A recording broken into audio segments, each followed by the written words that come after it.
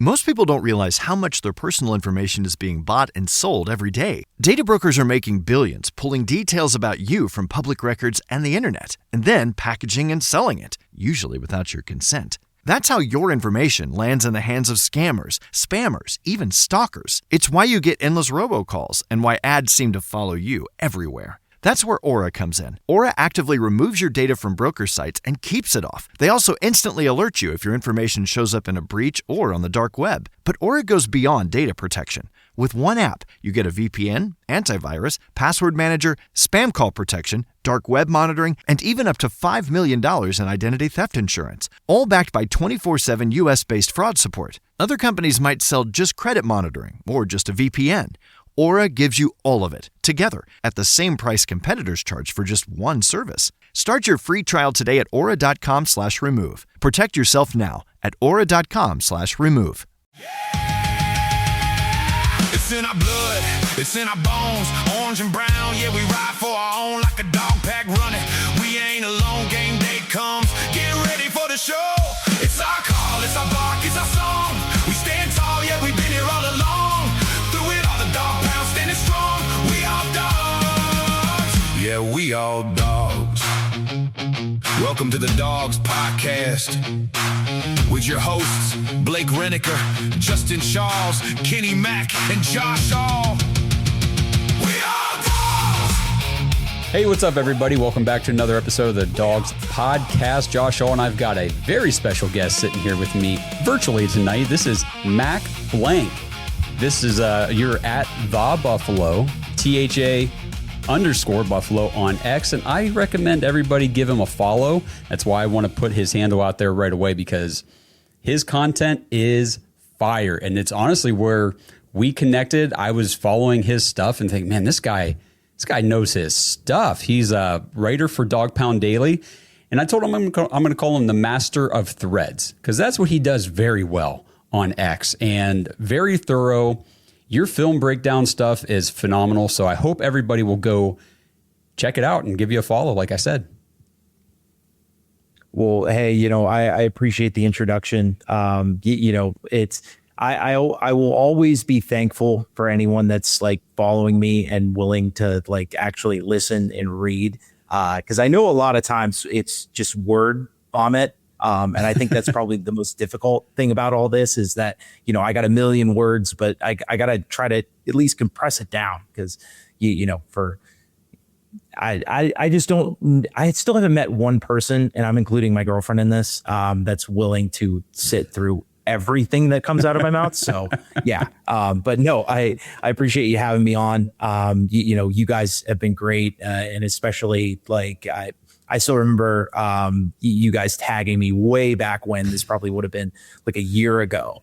Yeah. And the funny thing is, so I found this podcast because my mom had sent it to me. So she's a big Facebook mom, and she saw you guys on there, and she goes, is this you? Are they tagging you? And I was like, yes, Mom, that's me. And she goes, well, did you see that you're on this podcast, this big podcast? Look at how many followers. So it was so funny. So that's how I started looking into you guys. And again, the second I saw that message pop up, I was like, this is a great opportunity. Like, absolutely, I'd love to be on. Yeah, well, I'm really appreciative of your time tonight and joining me. Really, we're just going to talk Browns football. We've got training camp coming up here in a couple weeks or so, and the guys are going to get back into Berea, get ready for the season.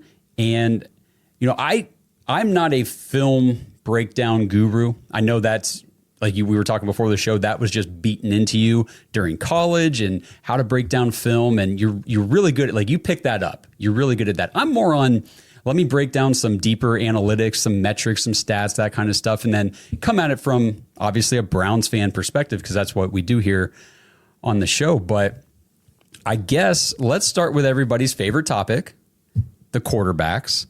And, you're on X. It's a nasty world out there, and I feel like anytime you even whisper anything about Shedeur Sanders, you're getting attacked from both sides, whether you're speaking positively about him or you're criticizing something about him. It's a nightmare, but we just keep on pushing forward. So I guess from the film perspective, I know you're very high on Shedeur Sanders and what his well, I don't even know about ceiling, but just what he can do in year 2, the improvements that he could make coming off of those 7 games as a rookie. So just talk to me about that from a high level. What do you see from Shedeur that gives you optimism? Well, I mean, I just see like the general elevation of the offense. And I know that's a weird thing to say when he was 3-4 as a starter. And I know that like the stats aren't great. But I look at it as, and maybe it's just the former offensive lineman in me, but every time that I look at a quarterback, I always look at the environment.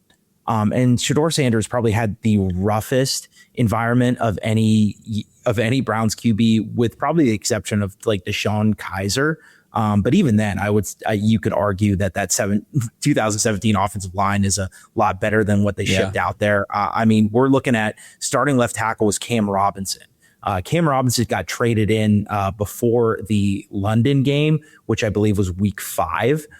So he wasn't even in the plan for left tackle. Right. He struggled that year. You had Joel Bitonio, who, I think he's going to be at least in Hall of Fame conversations, but he did also retire. Why did he retire? Well, he told numerous people through the media, that he would come into the training facility not being able to walk on Monday. So, his body just wasn't holding up. So no offense to Joel, but that's not an ideal situation. For your left guard, you look at Ethan Poshik. Ethan Poshik has been, bottom 10 in the league in terms of overall PFF grades for the past 2 years, 28th in 2024, 22nd this past year. And then you have Wyatt Teller, who had his worst year, as a Cleveland Brown. And then, at right tackle, and I really don't want to get on KT Leviston. I think, he's an excellent run blocker, but, he was traded for a 7th round pick for a reason. He's a developmental guy. He's still, learning how to pass protect. And there was a lot of times where, both Cam Robinson and KT Leviston were left on an island without any chips, without any double teams. So, that's where the offensive line was just kind of makeshift and thrown together, and it wasn't great. So you have that. Then you have to the point to where, with that comes no run game. It's pretty hard as a quarterback when you're going into every 3rd down where it's 10 plus yards to the stick. Not ideal. So, you have no run game. And then your best target, and no offense to Harold Fannin, he did get all pro votes, but he also only had 700 yards receiving. So 700 yard receiving tight end is your best weapon.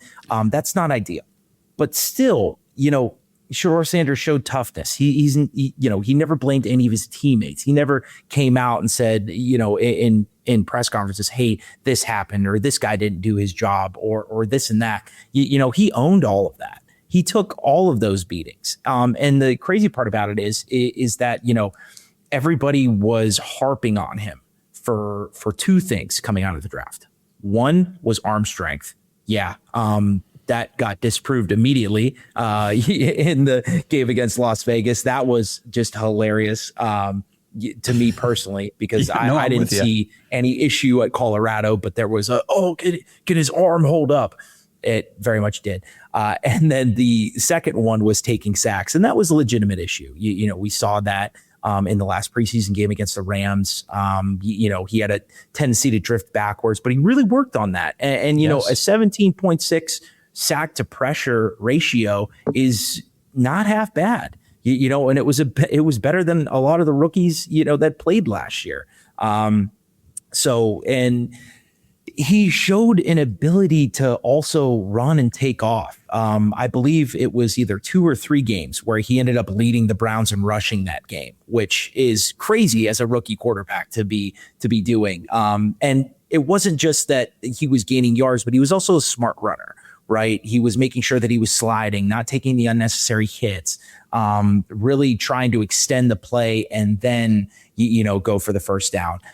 So there was just a lot of stuff working against him. And we're not even going to get into the reps, right? We're not even going to get into the fact that he came into camp as like the 4th string QB and then somehow like made his way into starting position, because, and like I get it. I get a lot of the backlash to where people are saying, oh, well, like that's who's going to give a 4th-string quarterback reps in camp.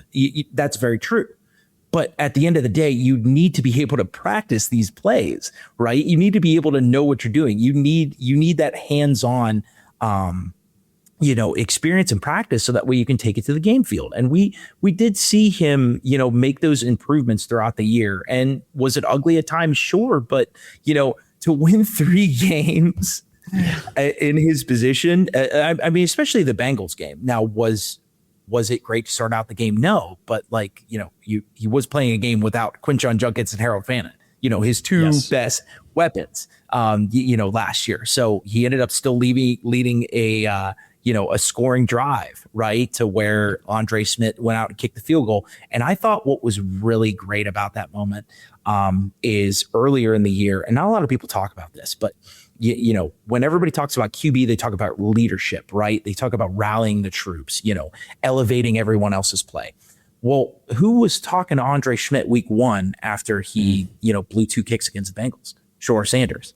And I loved it when it came out, and I didn't see it at the time, but they did that mic'd up whatever, that they usually do, and it was Shedeur's time, and he's walking out of the field or he's walking around while Andre Schmidt's setting up the kick, and he keeps telling him he's going to make it, and he put it right through. And it's things like that, right? It's the not blaming teammates. It's the talking guys up, being that positive influence, overcoming the obstacles, kind of taking it head on. And at the end of the day, he's not trying to prove doubters wrong. He's trying to prove himself right. And he was even quoted saying that,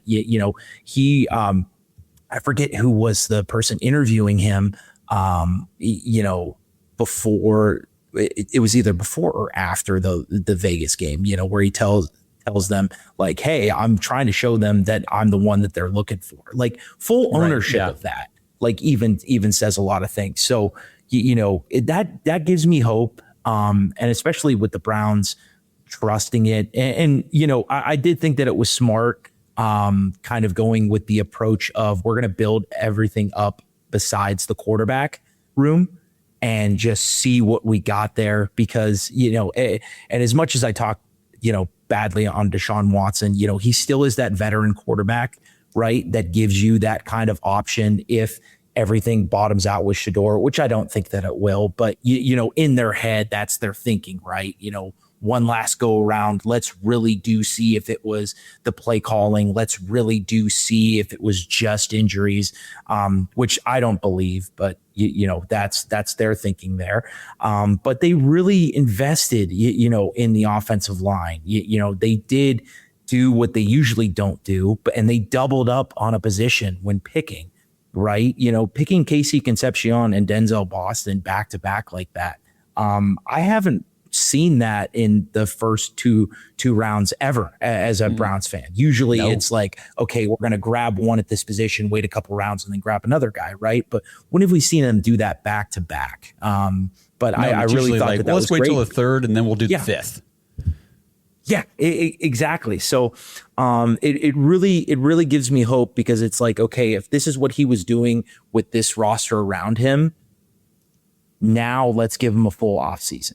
Now let's, give him a better offensive play caller, in my opinion, Todd Monken, versus Stefanski, who, and no offense to Kevin, but, he has a mold. And if you don't fit that mold, he struggles. That's just how it is. Todd Monken's more flexible. He's had more experience in college, with these college guys. He's had several different offenses. So you have a more flexible play caller. You have a better O-line. You have better wide receivers. And a whole off season to just let that all melt together.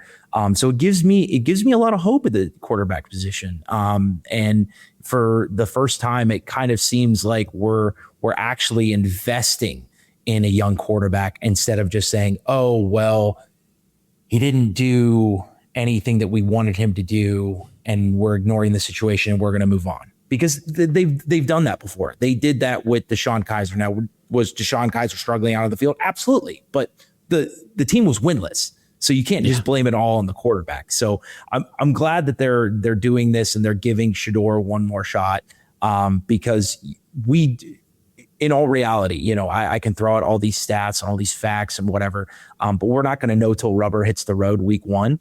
But giving that opportunity, I think, is going to really put them in a good position, because if it all, but again, I don't think this is going to happen, but let's just say it all falls out, right? The quarterbacks, none of them are good. There's nothing of value, and they got to go draft one. Well, they now have a legitimate starting five on the offensive line, and they have good receivers to throw to, plus a workhorse back, in Quinshon Judkins. So everything's all ready to go if the quarterback position doesn't work out. Yeah, absolutely. And one thing I always push back on people when they say, well, he wasn't good at this or that stat or this category or whatever. I'm like, well, what were your expectations then? Like, what did you think he was going to do? If you're saying, well, he sucked last year, what did you think he was going to do as a rookie with, like you said, no training camp reps whatsoever, coming in there with the worst offensive line, what did people honestly think he was going to do? And that's where I'm like, he actually outperformed my expectations for him, because, you mentioned, again, the training camp reps. So you look at a guy like Cam Ward. Cam Ward, a rookie quarterback, had the entire summer, all training camp, taking first-team reps. Like, they were prepping him to be the starter, to play NFL football, getting him up to game speed and making the transition from college to NFL and all that.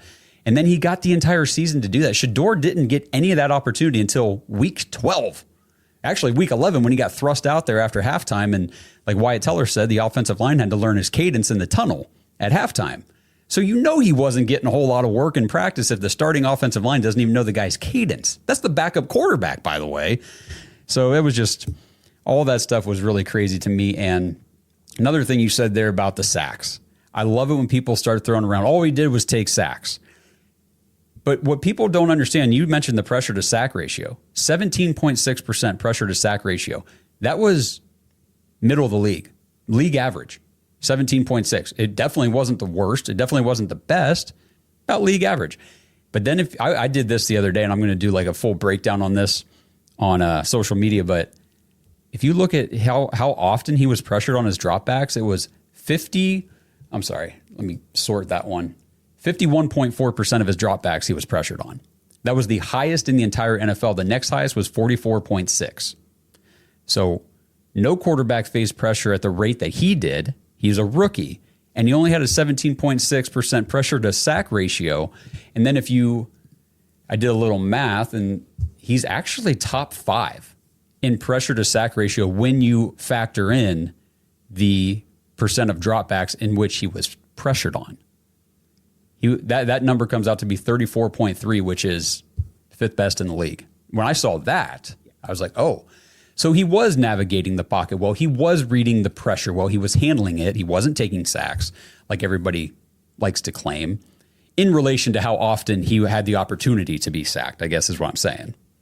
Yeah, and that's all that you can ask for a quarterback that was trying to learn the offense on the fly with a makeshift offensive line. And like, I think the conversation would have been a lot different. And I know I've put that out there. I know that you've put this out there. But how different do you think that this would have gone if, instead of Gage Larvidan trying to make the first catch on that end zone shot against the Ravens, replace that with David Boston? Do you think that goes different? Because I believe that goes different, right? Yeah. And nothing against Gage Larvidan, but he's just not a contested catch guy, right? Right. So and how many times have we seen, right? Yes, exactly. I mean, he outperformed his expectations coming into the season already. We didn't think that he was going to make the roster. He ended up doing it, and he played okay, but like, he's not one of these guys that will go up and get it and make 50-50 ball and 80-20, right? I mean, how different would this conversation go if Jerry Jeudy didn't have the ball ripped out of him, against the Chicago DB in the end zone, right? How different would this how different would this conversation be, right? And that's the one thing that everybody doesn't want to take into consideration, and like why sports media is so frustrating. It's so black and white, and we don't look at the environment. Well, another thing too, how different would the conversation? Everyone, oh, he only won 3 games. Well, first of all, that's more than any other quarterback in the last 2 years has won on this Cleveland Browns offense. And the other thing is, how different would that? I mean, he should have won 4 games because there's no reason to lose that Tennessee Titans game. I was so pissed off. We actually did that game live. We live streamed our podcast during that game, and we're sitting there like, why are we going for 2? What are we doing? We're only down by 14. Like, we don't need to go for 2. Just unbelievable. And then the play call, I'm just like, I was so done with Kevin. I was like, I'm out. Just get him. I'm done. I can't watch this anymore. I just can't believe we let the 2-win Tennessee Titans, who had the worst offensive output than we had all season, come into our house and run all over us. Like, the defense was terrible. Unbelievable. Oh, watching the defensive film against Tennessee Titans was a very tough watch for me, just because you realize how much the front 7 missed Malik Collins with how well he disrupted and reset the line of scrimmage. You know, when you have a guy that can do that and is in the backfield frequently, it makes it a lot easier for everyone else, because, you know, when you have that, not everybody behind him has to be assignment sound and fully in their gap. But when you don't get that and one guy is out of their gap, it can blow everything up. And it was a tough watch. And, you know, going back to your point about play calling and going for 2, that's kind of what got Kevin fired in the end. And we saw this not just last year, but in years past, to where he's so focused on that play calling script. And he's so focused on, okay, in this scenario, within this, no matter what, we're going to call this play. But it didn't make sense for the time, because you're not taking in the other factors that have gone on the course of the game. For example, that first 2-point conversion, who is the center? Luke Whippler. Why is that significant? Well, Ethan Posick tore his Achilles earlier in the game.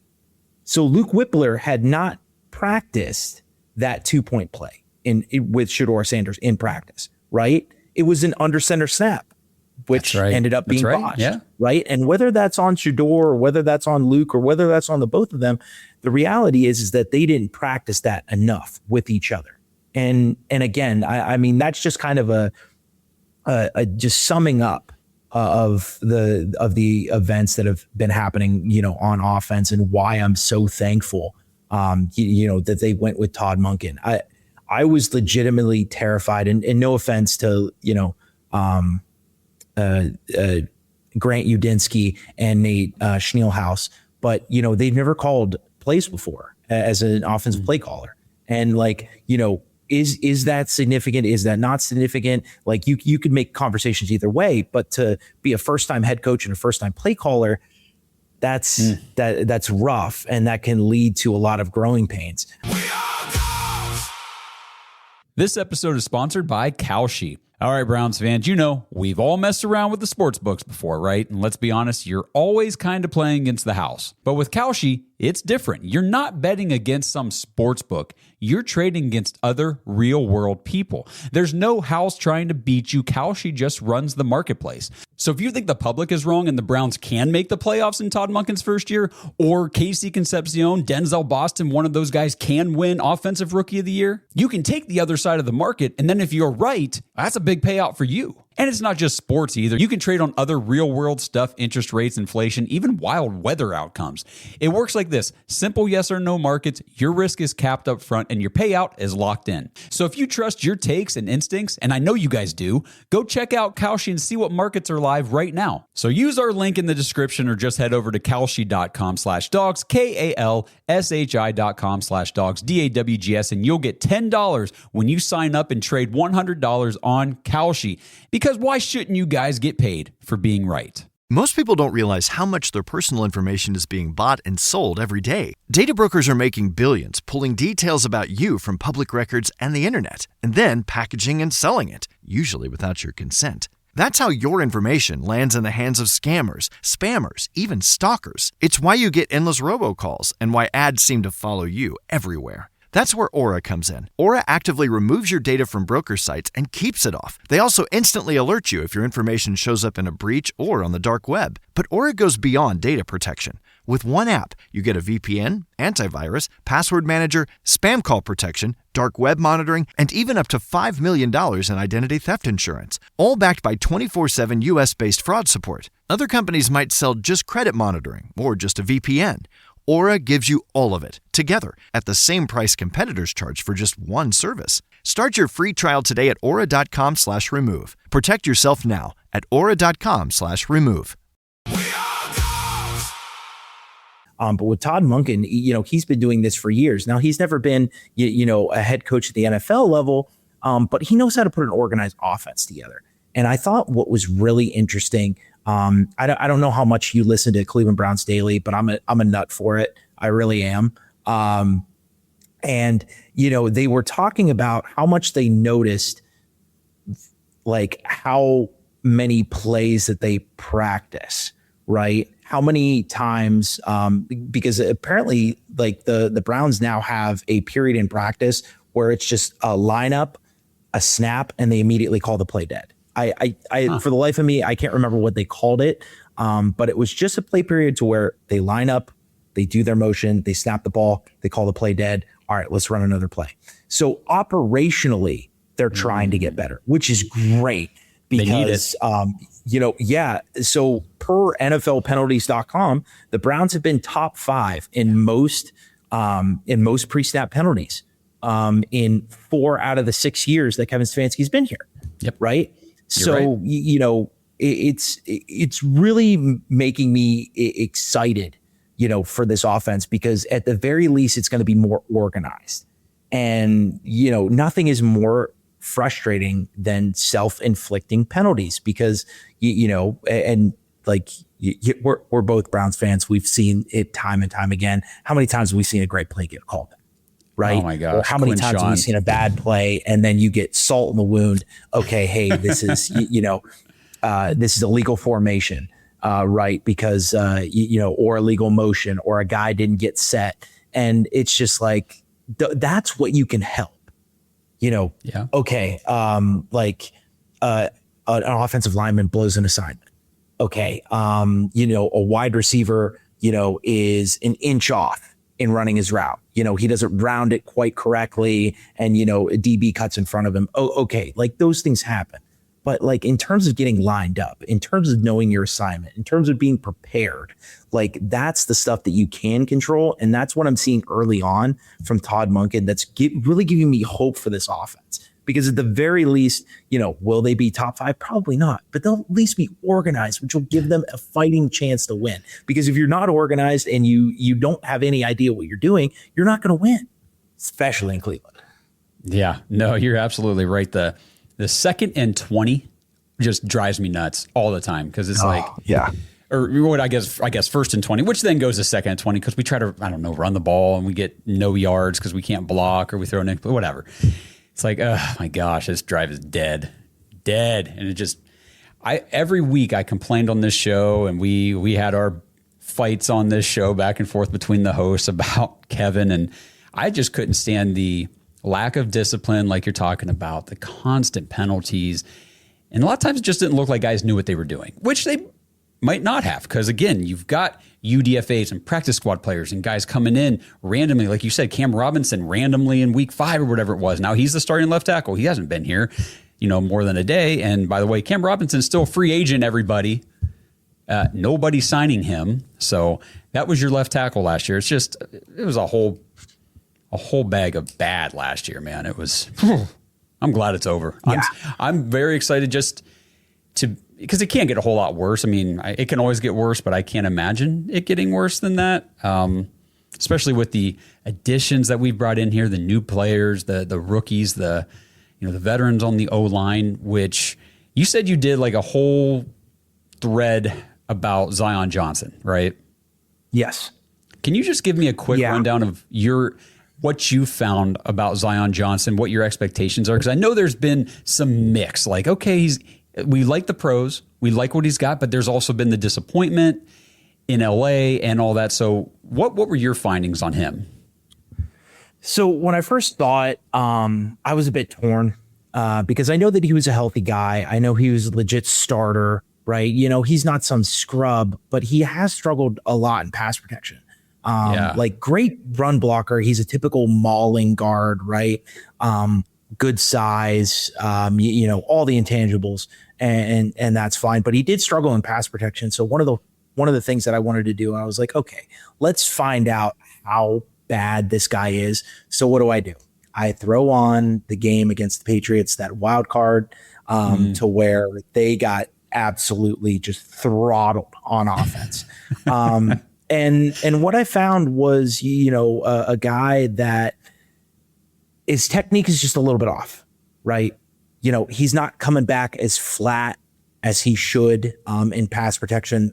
So one of the things that I look for in guards and tackles is how they move back, right? Because when the pocket, makes that U shape, eventually you're going to have to make your way back to the ball. Somebody's going to rush upfield, and either a stunt or a twist, or maybe even, the rusher's just working back that way. You're going to have to come back. And when you do, you have to come flat, because if you come back this way, like turning yourself, you're just opening up for a path to the quarterback. And there was a few times where he didn't do that so well, right? So I think that there's just techniques like that. I thought his hand placement's pretty good. He can definitely drive guys. He doesn't have an issue in terms of strength or in terms of footwork. I think that he can really, the Browns did admit that they paid for potential, here. Yeah. So they're making an investment in a guy, and they're saying, okay, you have all the intangibles. You're legitimate. You don't have any injury history. You've shown up year after year, and you're a legitimate starter. You are one of the 64 guys in this league that can start at guard. Right. But the good thing is that they're handing this guy to George Warhop, and George Warhop is one of those, he's in the conversation with Bill Callahan as like top offensive line coaches to ever come in the game. And that's not me saying that. That's guys like Joe Thomas saying that. Yeah. And like I think it's going to be really cool to see his development because, like, again, I think there's nuances to his game that are a little rough around the edges. But it's not like, hey, the Browns just paid a bunch of money to this bum because they needed somebody to, take up the spot. But I think that there's something there that if he puts in the work, which I think that he can, there's no way that you're a starting guard in the NFL for 4 straight years without being able to put the work in. Right. So, I think that it's going to be one of those things to, honestly, he would be out of the 5. I would say that he's the guy to most pay attention to because he's kind of the, outside of who's going to be the 5th starter, I think that he's the biggest question mark right now. Because again, the Browns paid for potential, not really production, but we've seen that work out before. Jerry Jeudy did have that big season in 2024, so that worked out for 1 year. There's instances across the league where guys pay for potential and it works out. There's instances where it doesn't. So, he's definitely my guy to watch there. But again, I think that there's something there. Yeah. Well, and sometimes we pay guys for production and it doesn't work out. Sometimes we pay them $230 million and it does not work out at all. But the way Andrew Berry's built this roster right now and the type of players that he's bringing in here, I would imagine, like you're saying, Zion Johnson, he's willing to put in the work. They're not going to invest all this draft capital and cap space and everything in these players who are, hard workers, good football players, good people, leaders type, they're building a new culture here. And then they're going to spend all this money on a guy who's, like you said, like a bum or, he's lazy or something. Like, they know what they're doing, I think. I feel like they know what they're trying to get with this culture. And with Zion Johnson, the hope is definitely he just needs coached correctly because maybe he just hasn't had the right coach to, like you said, get that technique right. Yeah, and speaking of technique, one big thing just kind of dawned on me. The way that he pass boxes against a bull rush, So and I don't care how big you are as an offensive lineman. Pass blocking a bull rush is pretty hard because you're basically stopping a train, right? You're just standing still. You're not. You're standing still and you're basically almost catching the guy, but you have to keep him at an arm's length. A common technique that they teach is hopping, right? But if you flip on the tape, guys that get bull rushed, their problem is that they walk back, right? That they don't have 2 feet on the ground at the same time. Hopping allows you to do that and still keep the guy at his arm's length. So you're more or less just kind of hopping and anchoring as you're doing it, as you're like hopping back, right? But a lot of the times, especially against New England, Christian Barmore just took him by the shoulder pads and just put him in the backfield. And it was just a common thing that I'm just seeing like clip after clip. And it's just like you see the effort is there. You see the attention to detail is there. You see the hand placement there. You see the tenacity. But like, again, it's the coming back, flat and pass protection. It's the, the way your feet are set against the bull rush. It's things like that I feel like George Warhop can clean up. And I'm pretty sure that these are the conversations that Andrew Barry and Catherine Hickman had, and Glenn Cook. I'm pretty sure that those are the conversations that they had, saying like, okay, like we have we have all the intangibles here. We just need to clean some things up and we can get this guy going. And George Warhop is going to be one of those guys because, I don't know how much you've looked into George Warhop, but every time that I see pictures or clips of this guy, he's the one holding the bag. And he's got his knee brace on, and just out there like putting hands on guys and getting in guys' chests and showing them like, hey, like I'm gonna hold this bag, like you're gonna hit this, and like that's the kind of and I hate to bring up this name just because of what's been going on in the news cycle the past couple of months, but that's how Mike Vrabel was when he was here helping coach the O-line when he had to take over for what's his face when he came from Seattle. Dickerson, Andy Dickerson. Yes, Andy Dickerson. Yes. So when Mike Vrabel took over for Andy Dickerson, which that's a whole other conversation in itself. Freaking crazy. But that was the things that he was doing. He was putting himself on scout team, and practicing big blitz pickup and how to combat stunts. Because when we're talking about like coaching up this O-line, you could say this about really the O-line as a whole last year, is that they were not technically sound. One of the probably the worst outings I've seen as an offensive line from a pass protection standpoint is that second half against the Ravens. Now, granted, they were trying to figure out Shedeur snap count, so that doesn't help, especially when the offensive line knows when you're firing off the ball. It's kind of hard to do. But there were times against stunts. So for the people listening at home, it's instead of a straightforward rush, you have guys under and overlapping each other kind of in a looping fashion, right? Which is common in the NFL. But when that happens, you're supposed to pass the guy off. Like if your guy's going left, you pass him off to the guy to your left and you pick up the looper. But what was happening is guys were straight up following the stuff. Like I don't know how many times where I saw Tevin Jenkins or KT Levinson. Hell, it happened to Cam Robinson a couple of times to where they would follow their guy and they would start out, on the right or left side of the ball, and they would end on the complete other side, right? And like I don't know what, but it's just crazy to me because especially you don't think that I think that that's a common misconception in the NFL because people are so fascinated with star power and names. And it's like, okay, if you get the best guys, you're going to have the best chance to win. Coaching still matters. These guys still need coached up. These guys still need someone to kind of get in their face once in a while and say like, hey, like this is how you actually have to do it. Because like football's been around for so long to where there are still techniques from back then that they're still using today. And those need to be applied, right? When you're picking up stunts or, you're anchoring yourself against the bull rush, like things like that. And I really do think not just for Zion Johnson, but I think, guys like KT Levinson that are coming back, Tevin Jenkins that's coming back.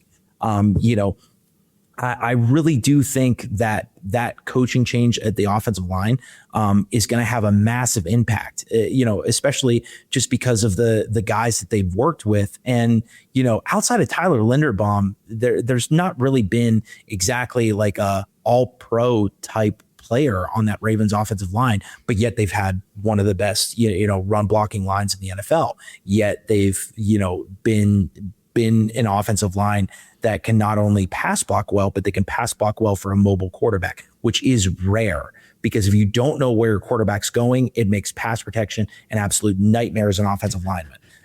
You don't know where you're dropping. You don't know where to force your guy because you don't know where the guy behind you is. You don't want to force him into where he is or where he's going. Yeah. Makes sense.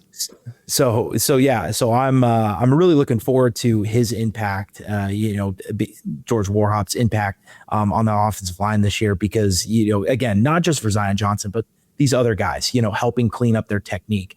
And Joe Thomas will tell you himself, like offensive line is 90% technique. Yeah. It makes me question even more the Deshaun Watson trade. Because I feel like everything with Kevin was, you heard it all the time, this, on time, rhythm based passing, yada, yada, yada. So why did you go get a backyard ball quarterback if you're not going to coach your offensive line to, handle that type of guy behind you? It's kind of wild. But I think, and you tell me if you think I'm right or wrong about this, I feel like the Browns, and this speaks to your assessment on Zion Johnson, you look at a guy like that with all the potential there to become a good pass blocker if you get the technique right and you can work on it. But he's already a solid run blocker. He's already good in that part of the game. And they bring over Todd Monken. They bring over Switzer, who was the run game coordinator in Baltimore. Yes. Is now the offensive coordinator. You got and Warhop, a former D1 center in Akron. So he's an offensive line guy by heart. That's right. Yes. So I feel like they brought a lot of people in here who specialize in the run game. And I feel like that is what the Browns are going to do this season. I anticipate this to be a heavy run team, at least to begin, as we bring, hopefully it's Shedeur, along throughout the season, get more and more comfortable in the offense. But you've got Quinshon Judkins, who I'm still surprised he was full go, no limitations whatsoever in OTAs. That was impressive to me. He showed last year legitimate NFL running back, very legit.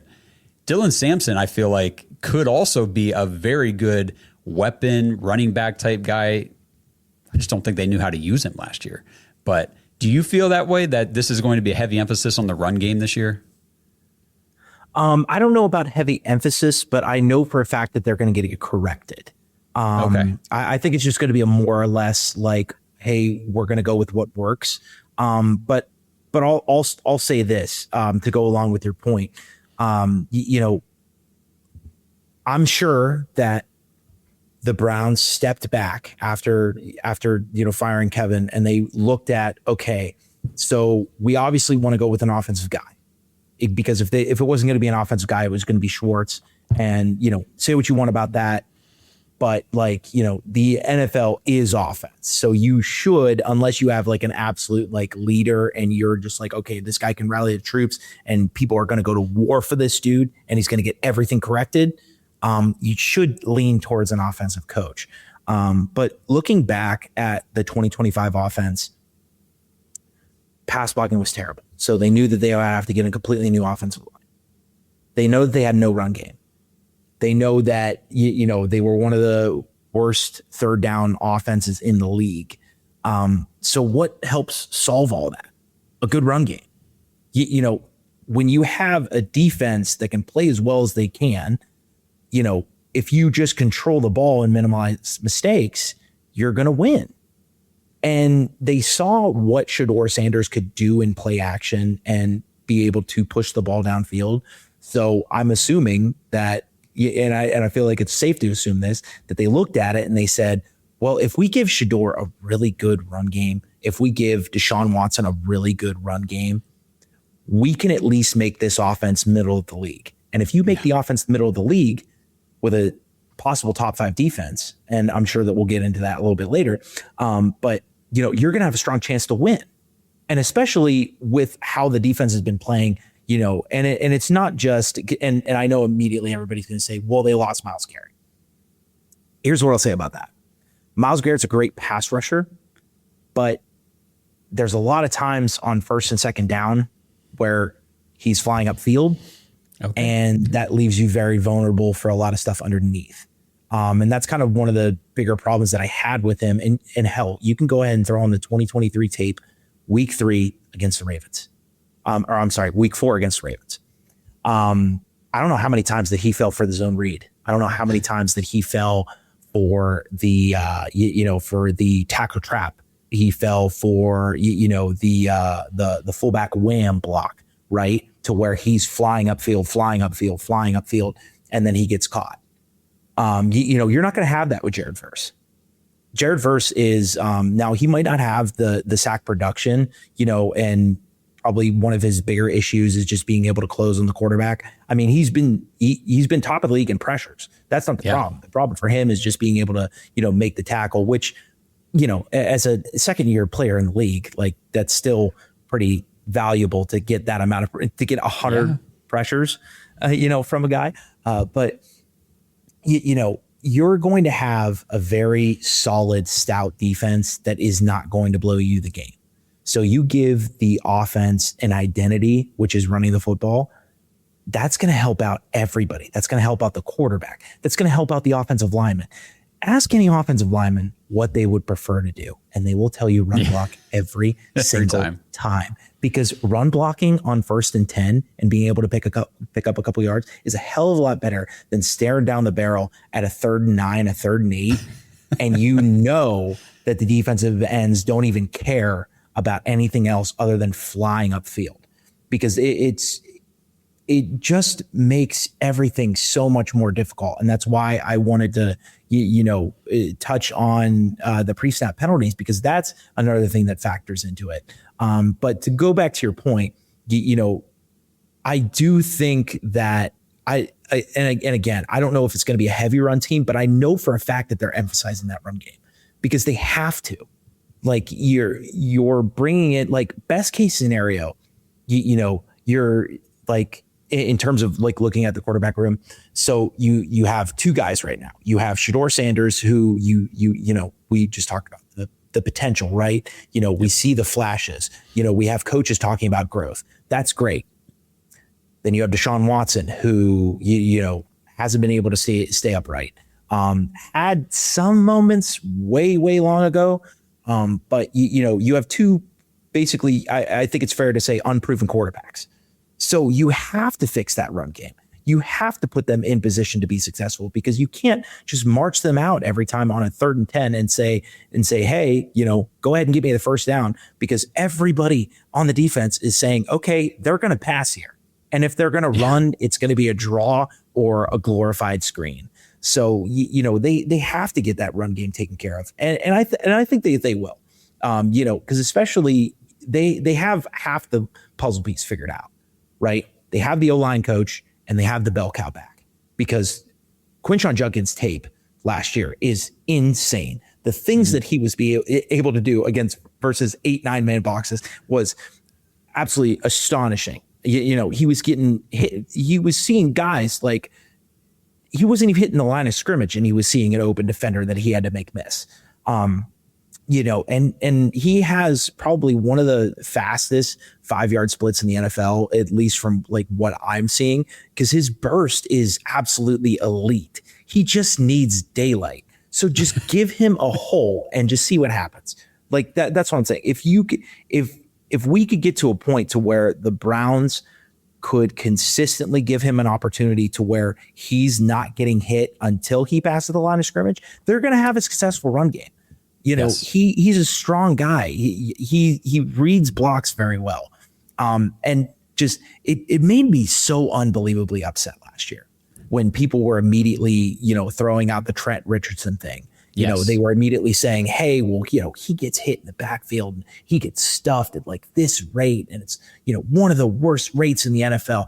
Like, that's great. You could put any running back there and he will look like that. Yes. You know, and especially the Chicago game is like what I bring up frequently because that was where I just really thought that the Browns offensive line was outmatched. You know, no offense to Luke Whippler, but you know, he's a smaller center in the NFL. And when you're going up against an odd front, meaning, you know, you have a nose tackle, 2 defensive tackles, and then 2 edge guys, you know, you're going to have a bad time if you're an undersized center because you're facing a 300-pound nose tackle. And I don't care how strong you are, you know, mass plus acceleration, you know, is not a favorable equation for a smaller center. Like Andrew Billings looked literally like an all-pro defensive tackle against Luke Whippler just simply because he had 60 pounds on him and he was in his, you know, and in his face every single play.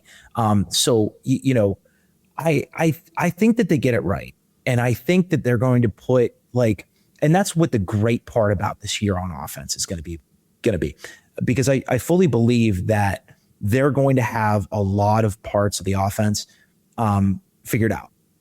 And it's all going to be to where, okay, we are putting the quarterback in a favorable position so we can legitimately get an evaluation out of him. And like, that's the one thing that I can promise all Browns fans listening to this right now. I guarantee you that we will have a firm answer to the quarterback question at the end of the year, whether positive or negative, but we will have a firm answer. But that's the good part about it, is that at least we won't be sitting at the end of the year saying like, oh, well, you know, we don't know, you know, maybe we should give this person another year, or like any of that, because that's the part. Worst. Yeah, that's the worst. And I'm sure if you ask any, you know, head coach or GM, like that's really hard, because if you don't know where the evaluation is, you're second guessing all of your moves, right? At least going like after this year, at least they're going to say we either need a quarterback or we don't. And then that way they can start the process early and be firm with their decision making, you know, and firm with how they're going to go about it. So, you know, yes, I do think that they're at the very least prepare like they're going to be a heavy run team, because I think that Todd Monk is going to get it fixed.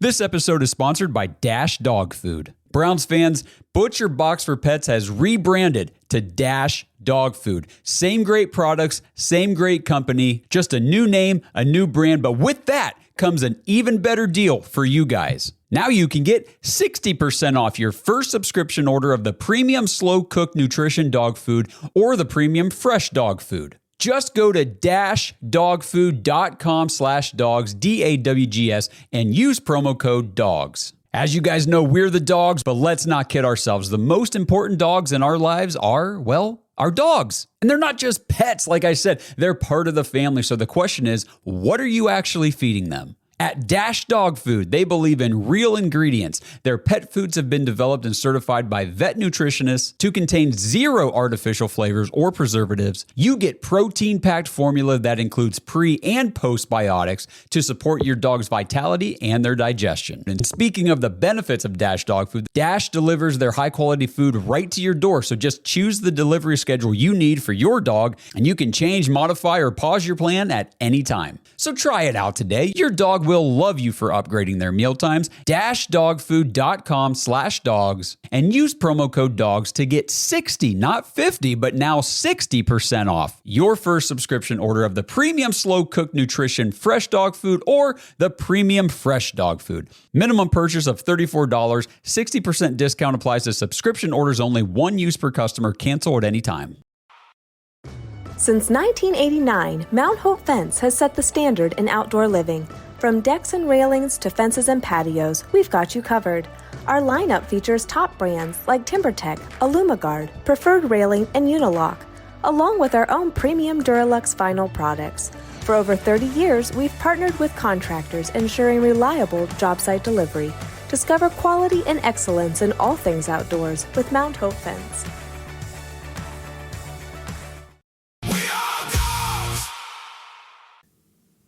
I hope so, because there's, you talked about people complain about the stuff rate and, Trent Richardson comps and all that crap. 2 stats. That's all I need. I needed 2 stats to tell me Quinshon Judkins had an elite rookie season, and it was 1.4 were his yards before contact per attempt. That goes exactly to what you're saying. As soon as he got the ball, on average, contact right away in his face. Couldn't even get to the freaking line without getting hit. The other number, though, that offset that tremendously for me was he was top 10 in yards after contact total for the season. Like 510 or something like that? I'm like, yeah, what? That was crazy to me when I saw those numbers. So I think, like you said, give him a little daylight and it's off to the races for Judkins. I know we've got, 10 minutes or so left before we're going to wrap up here. Why don't you just give me, you already talked a little bit about Jared Verse, losing Myles Garrett, replacing him with Verse and kind of the difference there. But overall, what is your expectation for the defense? I know a lot of people say, well, they're going to take a step back. Losing Jim Schwartz. Blake, one of our other hosts on the show here, he thinks that it's addition by subtraction, getting rid of Jim Schwartz, because he said, the defense was good, but there was a lot of things they didn't do very well under Jim Schwartz, and it was things that smart teams took advantage of a lot. So I don't know. What's your Mike Rutenberg? What's your expectations there? So with Mike Rutenberg, I think he's going to get guys to buy in really early. Hearing Quincy Williams talk about him, and Quincy Williams was considered a head case over in New York, right? He was this player that, that was disgruntled, didn't end his career in New York the way that everybody thought that he would. But he starts talking about Mike Rutenberg, his old linebacker coach, like they are best friends and they've spent every single day together their entire lives. And that kind of gives me like a little bit of hope, right? Yeah, because part of coaching is getting guys to buy in. So that's already one part of the equation. Now, in terms of Jim Schwartz, he did 2 things correctly. One was his run fits. He in terms of defensive coordinator, he's one of the best run fit guys in the NFL. And 2 would just be, making sure that he sends pressure, right? But what does that do? That's a lot of man coverage on the back end. Like the Browns were one of the highest man coverage rates. And outside of that, it was majority of cover 3 sprinkled in with a little bit of cover 2.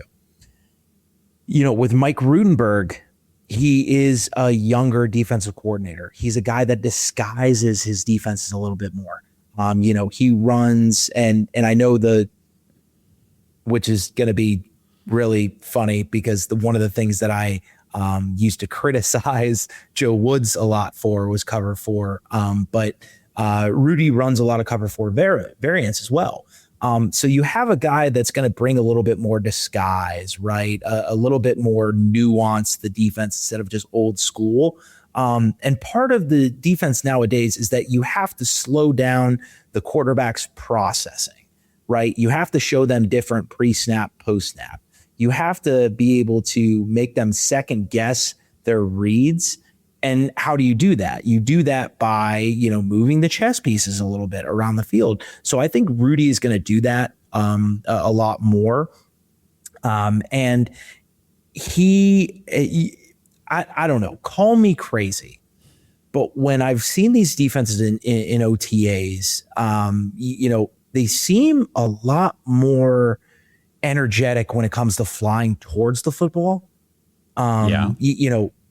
A lot more turnovers, and most of these turnovers that I've seen from these practice clips are off of batted balls. Yeah. It's not, it's not just the guy, just jumping a pass or picking up a fumble, ball is up in the air. And the next thing I know, defense is coming down with it.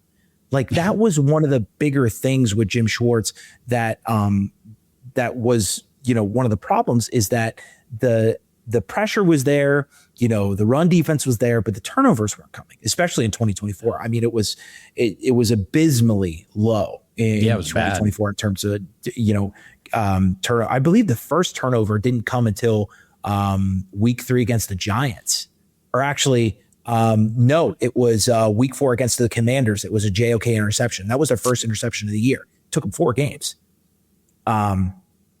So, with Rudy, I really like his defensive philosophy in terms of disguising coverage. The whole ball is oxygen quote really gets me going, because like that's the kind of mentality that they need to have on defense, because it's like they've been great under Jim Schwartz with this defense, but they haven't been suffocating. They haven't been stingy, right? To the point to where like a great defense is one that limits points, that is a bend don't break, right? That makes plays.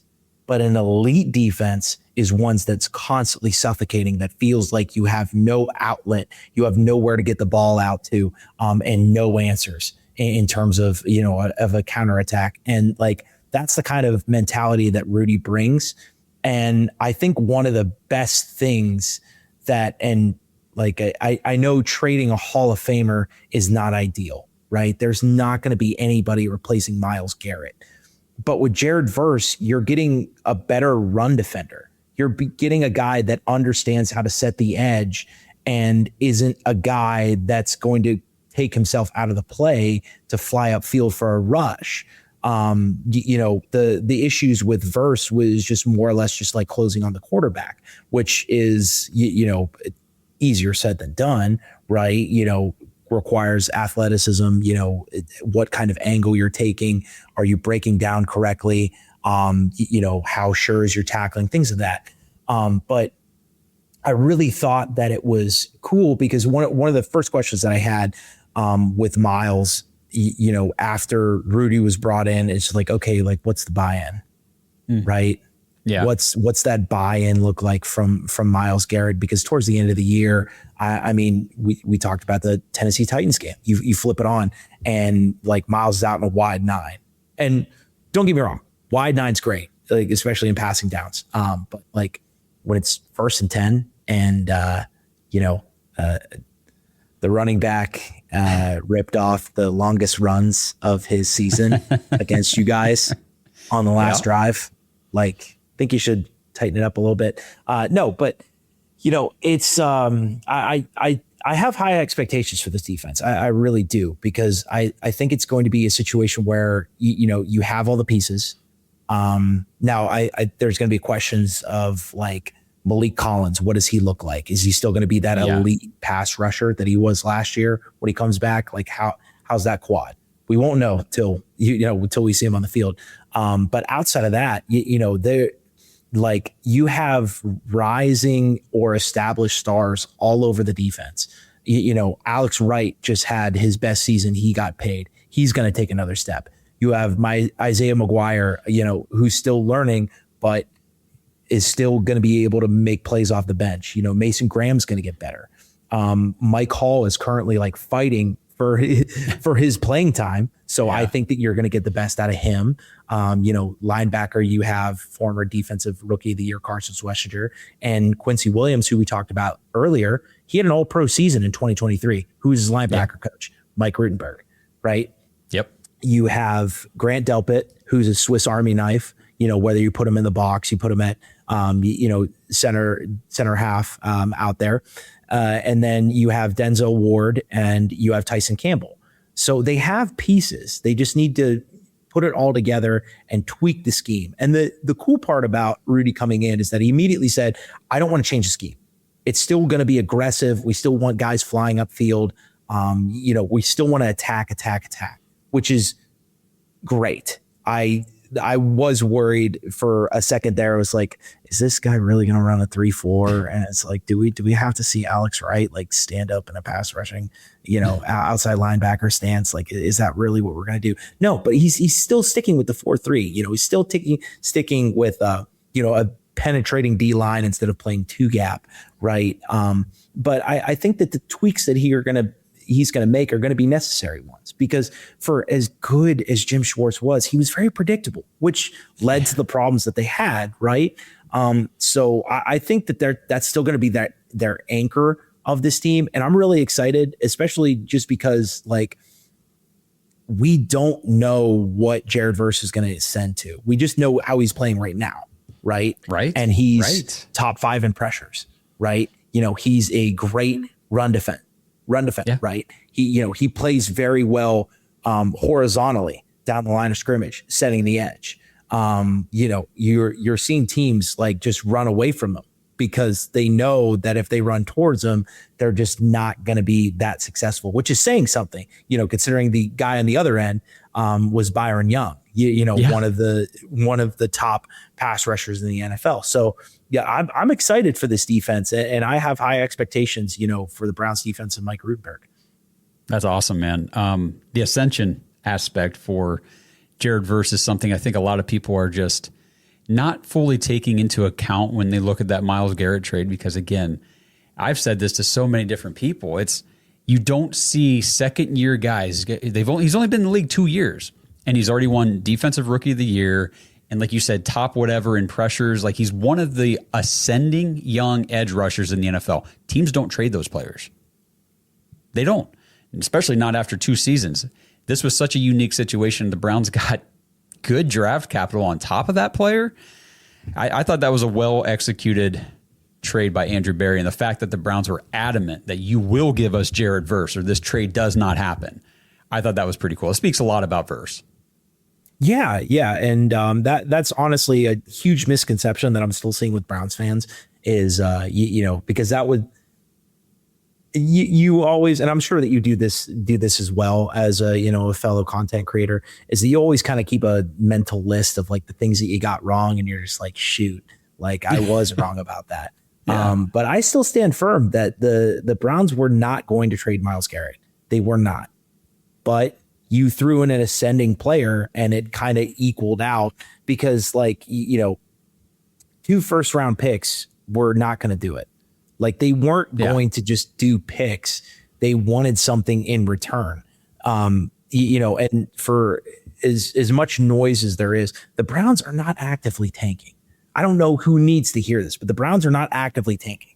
If they were actively tanking, they would hire one of these young coaches, right? They would flip whoever they could for picks. Denzel Ward would not be here.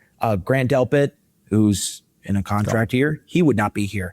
You certainly wouldn't spend any money whatsoever on a middle linebacker. So Quincy Williams wouldn't be here. Or I'm sorry, not a middle linebacker, but like a non-rushing, 4-3 linebacker. You wouldn't pay the money that they did for him. And like, the Browns are legitimately going to like put a team out there this year, which I know it sounds crazy because like you zoom out and you're just like, well, what do you mean every team's trying to do that? No, but like in reality, they're legitimately trying to win this year, and they're filling all the holes outside of quarterback so we can get an honest evaluation. And that at the end of the day, that's the best that we can. That's the best that they can do with the situation, because we haven't even talked about, the giant 230 million elephant in the room, Yeah. So like, that's the best they could do. And, you have to kind of applaud them a little bit for it. Right. Because like most teams just would have sunk everything, fired everybody, and absolutely cleaned house. But Jimmy didn't want to do that. Jimmy didn't want to go through the head coaching search alone. Because he knew that Paul DePodesta was on his way out.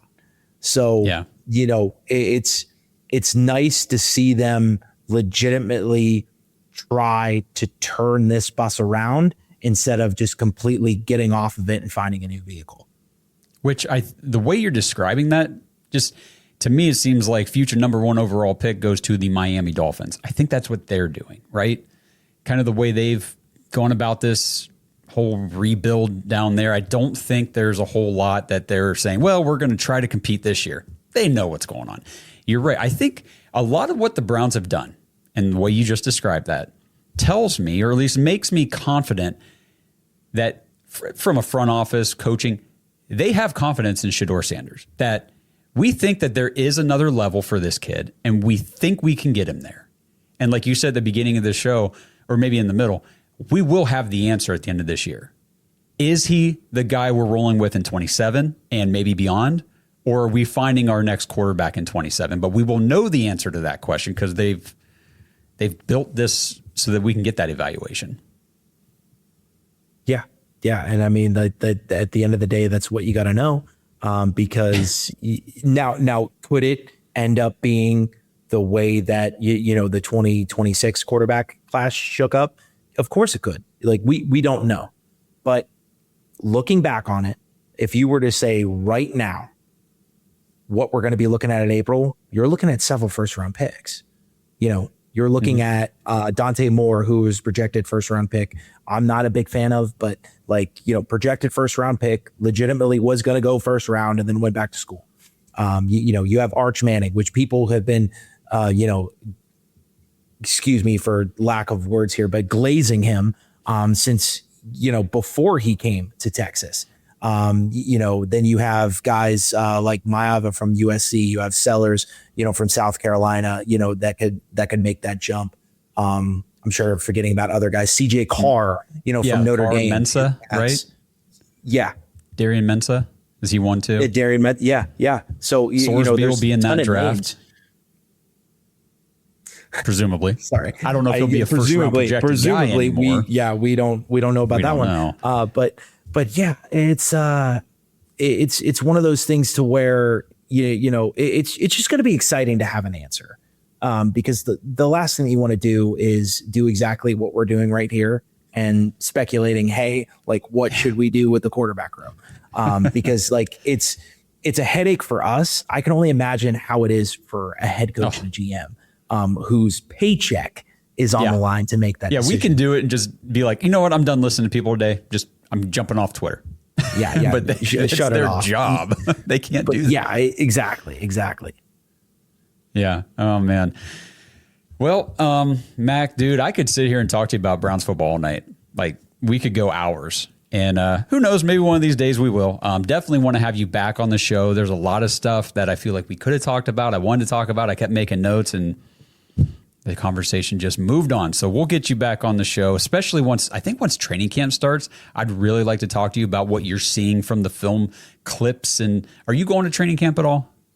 I'm trying to work out dates right now. Okay. The big, not that anybody listening at home cares, but I'm a part of a Gaelic football league. So, club sport takes up a lot of my time outside of Twitter and work. Waiting for that season to end, which is mid-August. Trying to find out dates. I think I can make one. I have to coordinate with the girlfriend as well. But I think I can make one. If boss. Not, you have to. Yeah. But yeah, no, I think I'm going to be able to make one. If not, I'm going to be as plugged in as I possibly can, just starving for the next clip. And like, I don't know about you, but these dog days of the NFL offseason are just so tough because there's no new information. Like, give me all the new information you have. This old stuff, there's only like so much I can do with it, so much I can look into, before it starts getting competitive. Repetitive. But yeah, no, I'm completely looking towards training camp because especially there's so many training camp battles and, guys fighting for a roster spot, guys fighting for a positional spot. So, it's definitely going to be exciting.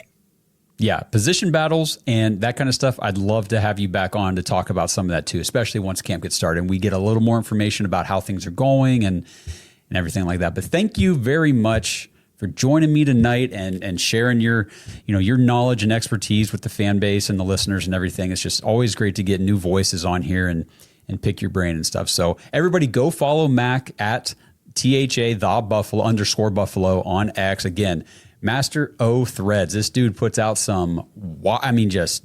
if you want good, solid, thorough information about your Cleveland Browns, this dude right here is the guy. Go check him out. So, Mac, thanks for joining me. Is there anything else you want to say before we wrap it up? No. I mean, I just appreciate you having me on. We're definitely going to do this again for sure. Yes. I'm always thankful to anybody at home, anybody on socials, that it's willing to listen to me because I feel like, I get to rambling and word vomit, every so often. So I always do appreciate that. And hey, any day talking Browns is a great day. Yeah. Absolutely. All right. Well, everybody, thanks for tuning in to another episode. We'll get Mac back on here soon, and we'll talk to you guys in the next episode. Go Browns. Go Browns. It's in our blood. It's in our bones, orange and brown. Yeah, we ride for our own like a dog pack running. We ain't alone, game day comes. Get ready for the show. It's our call, it's our bark, it's our song. We stand tall, yeah, we've been here all along. Through it all, the Dawg Pound standing strong. We all dogs. Yeah, we all dogs. Thanks for listening to another episode of the Dogs Podcast. Follow us on social media at the Dogs Podcast. And join our dog pack community at jointhedogs.com. We are dogs! This episode is sponsored by Kalshi. All right, Browns fans, you know, we've all messed around with the sports books before, right? And let's be honest, you're always kind of playing against the house. But with Kalshi, it's different. You're not betting against some sports book. You're trading against other real-world people. There's no house trying to beat you. Kalshi just runs the marketplace. So if you think the public is wrong and the Browns can make the playoffs in Todd Monken's first year, or Casey Concepcion, Denzel Boston, one of those guys can win Offensive Rookie of the Year, you can take the other side of the market, and then if you're right, that's a big payout for you. And it's not just sports either. You can trade on other real-world stuff, interest rates, inflation, even wild weather outcomes. It works like this. Simple yes or no markets, your risk is capped up front, and your payout is locked in. So if you trust your takes and instincts, and I know you guys do, go check out Kalshi and see what markets are live right now. So use our link in the description or just head over to kalshi.com/dogs, KALSHI.com/dogs, DAWGS, and you'll get $10 when you sign up and trade $100 on Kalshi. Because why shouldn't you guys get paid for being right? Keep your wellness routine going strong all summer. Kachava's new travel packs help you stick to your daily ritual even when you're on the go. Just one packet of Kachava's all-in-one nutrition shake provides complete nutrition wherever you are. With 25 grams of protein, 6 grams of fiber, greens, adaptogens, and more. Simplify your daily ritual. Go to Kachava.com and use code NEWS for 15% off. That's KACHAVA.com, code NEWS. Most people don't realize how much their personal information is being bought and sold every day. Data brokers are making billions pulling details about you from public records and the internet, and then packaging and selling it, usually without your consent. That's how your information lands in the hands of scammers, spammers, even stalkers. It's why you get endless robocalls and why ads seem to follow you everywhere. That's where Aura comes in. Aura actively removes your data from broker sites and keeps it off. They also instantly alert you if your information shows up in a breach or on the dark web. But Aura goes beyond data protection. With one app, you get a VPN, antivirus, password manager, spam call protection, dark web monitoring, and even up to $5 million in identity theft insurance. All backed by 24/7 US-based fraud support. Other companies might sell just credit monitoring or just a VPN. Aura gives you all of it, together, at the same price competitors charge for just one service. Start your free trial today at aura.com/remove. Protect yourself now at aura.com/remove.